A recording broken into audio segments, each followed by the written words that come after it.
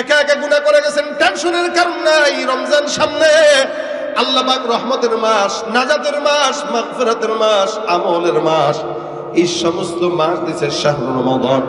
এই রমজানে কোনো বান্দা যদি তার ব্যক্তিগত সমস্ত গুনাহ থেকে আল্লাহর কাছে মাফ চায়, আমার আল্লাহ পাক রব্বুল আলামিন বান্দার সব গুনাহগুলোকে ক্ষমা করে দিবেন। সুবহানাল্লাহ। রহমতে দেয় ভরে দেয়, মাগফিরাতের দ্বার খোলা, পাপী যত হও গনত, আছো যত পথ ভোলা। রহমতে দেয় ভরে দেয়, মাগফিরাতের দ্বার খোলা, পাপী যত হও গনত, আছো যত পথ ভোলা। আসলে ফিরে নাজাত পাবে আল্লাহ তাআলার শুনলে ডাক, আসলে ফিরে নাজাত পাবে আল্লাহ তাআলার শুনলে ডাক। শোনো মানুষ ডাকছে তোমায় রমজানুল মুবারক, সৃষ্টি যত সবার মাঝে সুখের হাওয়া বয়ে যাক, সৃষ্টি যত সবার মাঝে সুখের হাওয়া বয়ে যাক। শোনো মানুষ ডাকছে তোমায় রমজানুল মুবারক, শোনো মানুষ ডাকছে তোমায় রমজানুল মুবারক। সেহরিতে জাগার মাঝে মুমিন যে পায় কি শান্তি, তারাবিতে দূর করে দেয় সকল বিভেদ ভ্রান্তি। সেহরিতে জাগার মাঝে মুমিন যে পায় কি শান্তি, তারাবিতে দূর করে দেয় সকল বিভেদ ভ্রান্তি। ইফতারিতে সুখ নাবিল, তাহার মাঝে নেই যে ফাঁক, ইফতারিতে সুখ নাবিল, তাহার মাঝে নেই যে ফাঁক। শোনো মানুষ ডাকছে তোমায় রমজানুল মুবারক, সৃষ্টি যত সবার মাঝে সুখের হাওয়া বয়ে যাক, সৃষ্টি যত সবার মাঝে সুখের হাওয়া বয়ে যাক। শোনো মানুষ ডাকছে তোমায় রমজানুল মুবারক, শোনো মানুষ ডাকছে তোমায় রমজানুল মুবারক। গুনাহ মাফ করা দরকার আছে তো? কি বলেন, আছে না? রমজান সামনে আসতেছে, গুনাহ মাফের জন্য প্রস্তুতি সংখ্যা এখন থেকেই নেওয়া দরকার। আল্লাহ পাক রব্বুল আলামিন বান্দার সব গুনাহ মাফ করবেন। নফসান যে গুনাহ নিজে ব্যক্তিগত করে গভীর রাতে করলেও কেউ জানে না, ওই সমস্ত গুনাহ আল্লাহ পাক রব্বুল আলামিন বান্দা যদি আল্লাহর কাছে মাফ চায়, আল্লাহ মাফ করে দেয়। রাসূল করিম সাল্লাল্লাহু আলাইহি সাল্লাম বলেন, এ মুসলমান, আল গীবাতু আসাদ্দু জিনা, গীবতের গুনাহ জিনার চাইতেও মারাত্মক। গীবতের গুনাহ এত খারাপ, আল্লাহ পাক রব্বুল আলামিনের বান্দা যদি গীবত শিকায়াত করে, ওই গুনাহ আল্লাহ পাক রব্বুল আলামিন মাফ করে না কেন? গীবতের গুনাহটা জিনার চাইতেও খারাপ কেন? আপনি আমার গীবত করলেন, আমার হক নষ্ট করার গুনাহ হইল, আমার সম্মান নষ্ট করলেন। যতদিন আমি আপনাকে মাফ করব না, ততদিন আল্লাহর দরবারে আপনার কোনো মাফ নাই। শুধু তাই না, নবী বলেন, কেউ কারো গীবত করলো, পরনিন্দা করলো, প্রতিহিংসা করলো, তো ওই ব্যক্তির গুনাহ তার আমলনামায় আসলো, তার আমলনামা তার কাছে চলে গেল। তা আপনি ঢাকার শহরে বসা কক্সবাজারের একটা মানুষের গীবত করলেন, তার নেকিগুলো, আপনার নেকিগুলো তার কাছে দিলেন, তার গুনাহগুলো আপনি নিলেন, অথচ আপনি তাকে চিনেনও না, দেখানো নাই, শুধু দূর থেকে শত্রুতা করে আপনার কষ্টের নেকিগুলো তার আমলনামায় দেওয়া, এর চাইতে বোকামি আর কোনো কিছু হতে পারে না। কি দরকার? এই জন্য নবী ডাক দিয়া কল গীবাতু আসাদ্দু মিনাজ জিনা, জিনার চাইতেও মারাত্মক গুনাহ। নামাজ পড়লেন, গোপনে গোপনে বের হয়ে গীবত করলেন, শেষ। হজ করলেন, গীবত করলেন, শেষ। আমি এমন মানুষকেও দেখেছি যারা বাইতুল্লাহ তাওয়াফ করার মতো অবস্থায় গীবত করতেছে, সাফা মারওয়া সাই করতেছে আর গীবত করতেছে আর সাই করতেছে। আল্লাহর ঘরে আছে, বসে বসে গীবত করে, শিকায়াত করে।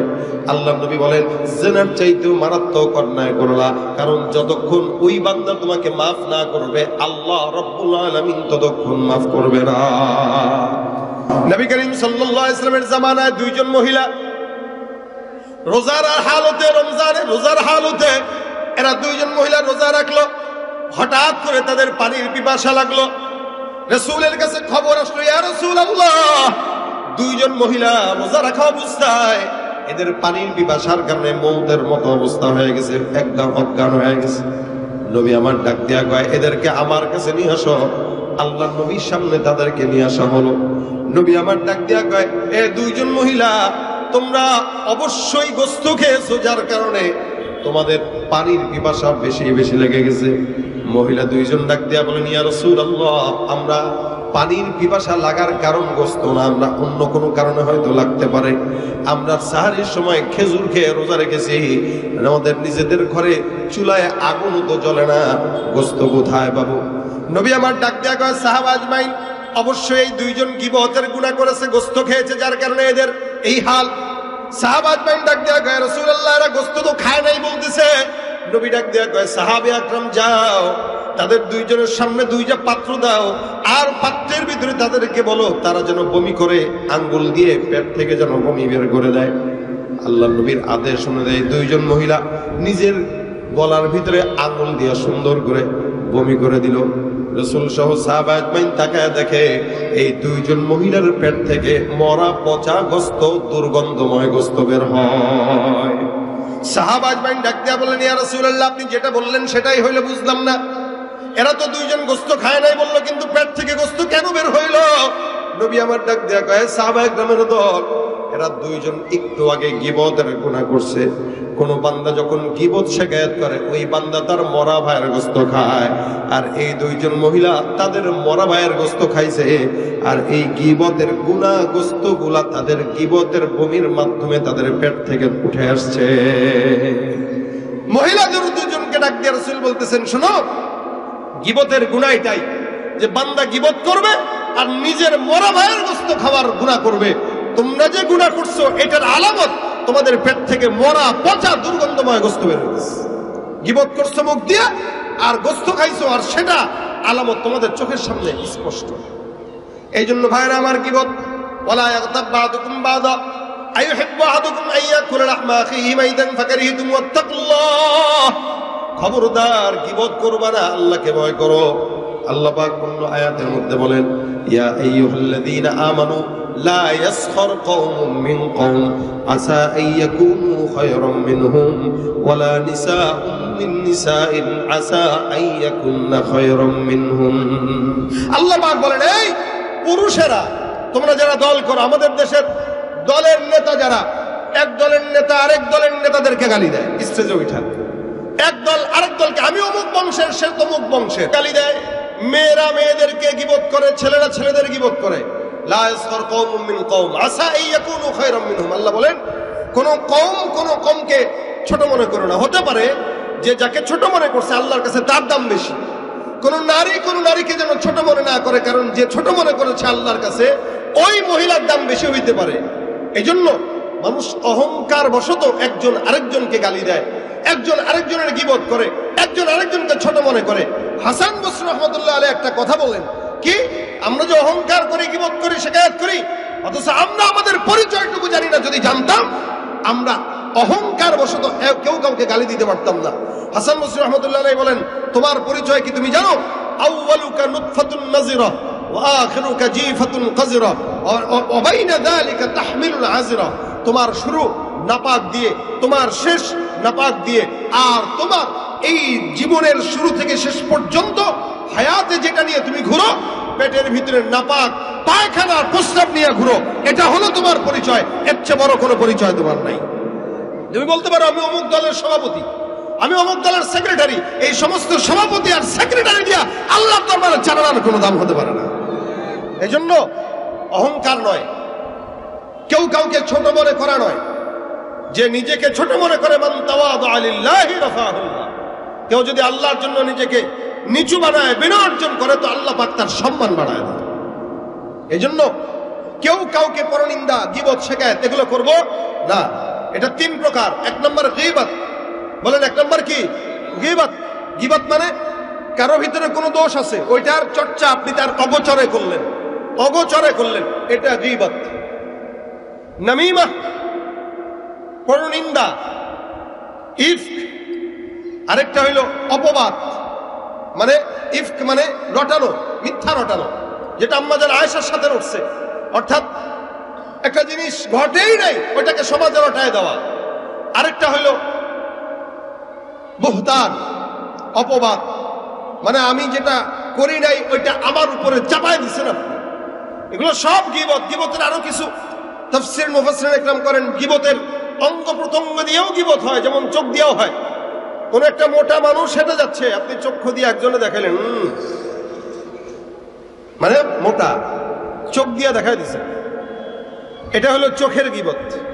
যেমন চোখের জিনা আছে, রাসূল বলেন কি আল আইনানি জিনাহুমা আন নাযার, চোখের জিনা হলো দেখা, কানের জিনা হলো শোনা। এরকম প্রত্যেকটা অঙ্গ প্রত্যঙ্গের গুণ আছে। সেই ক্ষেত্রে চোখেরও গীবতের ব্যাপার আছে। এই জন্য কোনো দিক থেকে কোনো অঙ্গ প্রত্যঙ্গ দিয়ে যেন আমাদের গীবত, পরনিন্দা, প্রতিহিংসা এগুলো না হয়। আমি তো অনেক জায়গায় বলি, যদি গীবত করতে হয় নিজের মা বাবার গীবত করবেন, এতে আপনার মা বাবার ফায়দা আছে। কি? আপনি আপনার মায়ের গীবত করার কারণে, বাবার গীবত করার কারণে আপনার নেকিগুলো মা বাবার কাছে গেল, অন্তত আপনার মা বাবা আপনার নেকি পেয়ে জান্নাতে গেল, তো অন্তত আপনি আপনার মা বাবাকে জান্নাতে তো পাঠাইতে পারলেন। কিন্তু আপনি যদি আরেক ভাইয়ের গীবত করেন, যাকে চেনে নেই না, জানেনও না, অযথা গীবত করে তাকে জান্নাতে পাঠানোর চাইতে নিজের মা বাবাকে জান্নাতে পাঠানো দরকার। কিন্তু আমরা তো আমাদের সমাজে মা বাবার গীবত করি না, করি কার? ওই পাশের ভাইয়ের। এই জন্য খবরদার, আল্লাহ পাক বলেন কেউ কাউকে লকব দিয়েও যেন না ডাকে। বন্ধু বান্ধবরা অনেক সময় একজন একজনের ভিন্ন নামে ডাক দেয়। নাম আব্দুর রহমান, নাম ডাকে হইলে বল্টু বইলেন, ভিন্ন নামে ডাক দেয়। ছাত্ররা বেশি করে এগুলা, নাম বিকৃত করে। ওয়ালা তানাবাজু আনফুসাকুম ওয়ালা তালমিজু আনফুসাকুম ওয়ালা তানাবাজু বিল আলকাব। কোন লকব দিয়ে কেউ যেন কাউকে না ডাকে। নাম একটা, ডাকে আরেকটা, এগুলো সব নিষেধ। আল্লাহ পাক এই টাইপের মানুষ, এই যা আলোচনা হলো, এই টাইপের মানুষদের জন্য আল্লাহ বলছেন ওয়াইলুল লিকুল্লি হুমাযাতিল লুমাযা। এগুলো সবগুলোর ধ্বংস। এই কারণে আজকে থেকে, এবং রমজানে আমরা যে রোজা রাখবো, রমজান সামনে, রোজা রাখা অবস্থায় আমাদের 10-15 জনের সঙ্গে হয়তো একসাথে আড্ডা হয়। আমাদের আকাবির আসলাফরা রমজানে ঘরে নামাজ, কি বলে, ঘরে থাকতেন, খালি নামাজের সময় বের হইতেন, আর সারা দিন ঘরে থাকতেন। কেন? বলে বাইরে গেলেই ফিতনা। আপনারা কি মনে করেন বাইরে বের হইলে নারীরা আমাদের চোখের সামনে পড়ে না? রমজানে রোজা রাখলেন, না খেয়ে থাকলেন, সারাদিন গুরগুর গুরগুর করলেন, চতুর্দিকে নারী দেখলেন। আমাদের দেশে তো 10 রমজান পর্যন্ত মানুষ আমল করে, 10 রমজানের পরে মার্কেটের আমল করে। কি বলা হয় আপনাদের? 10 দিন পর্যন্ত ঠিক থাকে, 10 দিনের পরে এবার সব আমল মার্কেটে চলে যায়, আর সব নারী মার্কেটে যায়, ঘরে আর কেউ থাকে না। সুতরাং রমজানে আপনার জবানকে হেফাজত করা, এটা আপনার দায়িত্ব, আমার দায়িত্ব। রোজা রাখার অবস্থায় যত বন্ধু বান্ধবের সঙ্গে আড্ডা কম মারা যায়, এটা আমাদের জন্য কর্তব্য, যাতে করে আড্ডার ফাঁকে যেন অন্তত জবানের গুণার থেকে আল্লাহ আমাদেরকে বাঁচায়। কারণ মানুষের জবানের উল্টাপাল্টা হওয়ার কারণে সে জাহান্নামে যায়। এই জন্য নিয়ত করবো, রমজানে রোজা রাখা অবস্থায় কেউ কারো গীবত শিকায়েত করবো না। রাজি আছি? কথা কয় না? রাজি আছি? কারা কারা রাজি? হাত তোলেন। নারায়ে তাকবীর। আল্লাহ কবুল করুক, বলেন আমিন। রমজানে রোজা রাখা অবস্থায় কেউ কারো গীবত করবো না, শিকায়েত করবো না, প্রতিহিংসা করবো না। পাশাপাশি রমজানটা কিভাবে কাটাবো? যারা কোরআন তেলাওয়াত জানি না, মাদ্রাসা আছে এখানে আলহামদুলিল্লাহ, যে মাদ্রাসার উদ্যোগে মাহফিলটা, আপনারা 10 জন যুবক, 20 জন যুবক একসঙ্গে হন, রমজানে অন্তত 30 দিনের একটা কোর্স করেন, প্রত্যেকদিন আধা ঘন্টা সময় নিয়ে মাদ্রাসায় যে একটু কোরআনটা শিখেন, আল্লাহর কসম কোরআন আপনাকে সুপারিশ করে জান্নাতে দিবে। এটা রমজানে আপনার আমল, রমজান এটা আপনার আমার আমল। রমজান একটা বছর পরে আসতেছে, গুনাহ মাফ করার জন্য আসতেছে, আমাদেরকে রমজান তামাশা দেখানোর জন্য আসতেছে না। এই জন্য রমজানের পবিত্রতা যেন আমরা বজায় রাখতে পারি। জোরে বলেন আমিন। রমজানে যে যত বেশি আমল করবে, তত বেশি তার জন্য রমজানের রাইয়ান দরজা খুলে থাকবে, আল্লাহর রহমত খুলে থাকবে। আমরা মানুষ দাবি করে কিন্তু মানুষ হইতে পারি নাই। রমজানের দিনের বেলা একটা দোকানপাট যেন এলাকায় খোলা না থাকে। যুবকদের দায়িত্ব হলো, রমজানে কোনো দোকানপাটে যদি পর্দা ঝুলে, আপনারা আপনাদের দায়িত্ব নিয়ে ওই পর্দাগুলোকে ভেঙে দেবেন ইনশাআল্লাহ। রমজানে কোনো প্রকার দোকানপাট খোলা থাকবে, খাবারের বন্দোবস্ত থাকবে। আমাদের দেশে 32-35 বছরের মুরব্বীরা, যুবকেরা 45 বছরের বুড়া দামলা পর্যন্ত রোজা রাখে না, ওই পর্দার আড়ালে ভিতরে যায় সিগারেট আর ইয়াবা টানে। কথা কয় না? আজীব হাল, সারা বছর খায়, রমজানেও খাওয়া লাগে। মুসলমান দাবি করে, মুসলমান না বেঈমান? কি করে মুসলমান না বেঈমান? যে রমজানে রোজা রাখে না, নামাজ পড়ে না, ও মুসলমান না বেঈমান? তুমি রমজান এলে রাখো না রোজা, দিনকে করো আঘাত, পয়সা কড়ির নেই তো অভাব, দাও না তো যাকাত। কথা বলেন ঠিক কিনা? তুমি রমজান এলে রাখো না রোজা, দিনকে করো আঘাত, পয়সা করি নেই তো অভাব, দাও না তো যাকাত। তুমি ইমানদারির বড়াই করো, নেই তোমার ইমান। তুমি ইমানদারির বড়াই করো, নেই তোমার ইমান। তুমি কেমন মুসলমান, তুমি কেমন মুসলমান? নামাজের সাথে নাই পরিচয়, মানো না কোরআন। নামাজের সাথে নাই পরিচয়, মানো না কোরআন। তুমি কেমন মুসলমান, তুমি কেমন মুসলমান? তুমি নবীর উম্মত দাবি করো, সুন্নাহ মানো না। নবীর অপমানে তোমার হৃদয় কাঁদে না, ঠিক কিনা? নবীর উম্মত দাবি করো, সুন্নাহ মানো না। নবীর অপমানে তোমার হৃদয় কাঁদে না। তুমি বিজাতীয় সংস্কৃতিতে সপেছ পরাণ। তুমি বিজাতীয় সংস্কৃতিতে সপেছ পরাণ। তুমি কেমন মুসলমান, তুমি কেমন মুসলমান?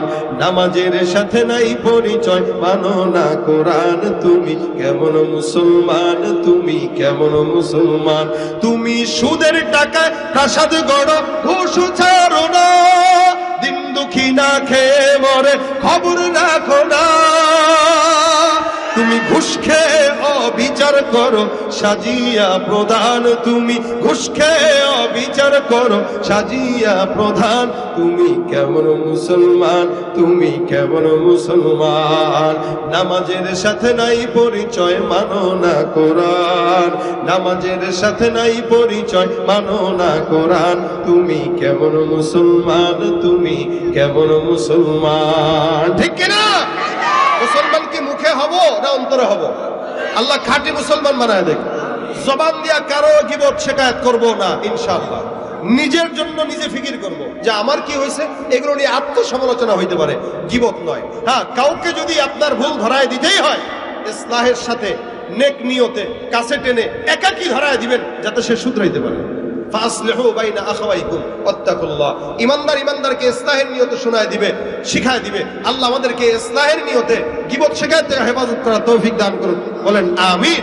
আলহামদুলিল্লাহ, মাদ্রাসার মাহফিল, আপনারা নামাজ পড়বেন, মসজিদে নামাজ হবে, মাহফিল